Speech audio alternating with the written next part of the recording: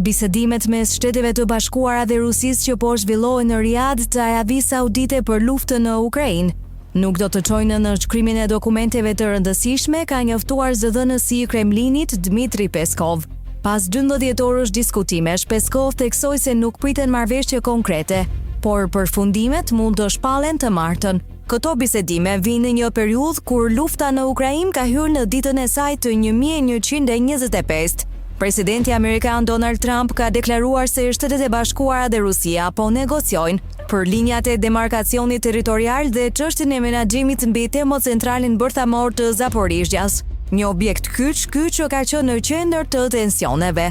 Trump theksoi se negociatat kanë për qëllim të gjejnë një zgjidhje për këtë konflikt që ka shkaktuar mijëra viktima dhe ka destabilizuar rajonin.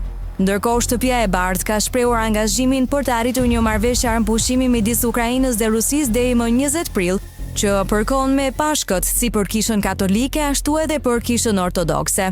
Duke komentuar për bisedimet, Kremlini ka theksuar se ka një vullnet për të arritur një zgjidhje paqësore, por se ka ende shumë aspekte të diskutueshme që duhet të zgjidhen, veçanërisht në lidhje me objektet energjetike, përfshirë termocentralet bërthamore. Për situatën ka reaguar dhe qeveria kineze që ka mohuar lajmet mbi dërgimin e trupave të saj për të marrë pjesë në një operacion paqëruajtës në Ukrainë. Zëdhënësi i Ministrisë së Jashtme të Kinës i ka quajtur këto raporte krejtësisht të rreme.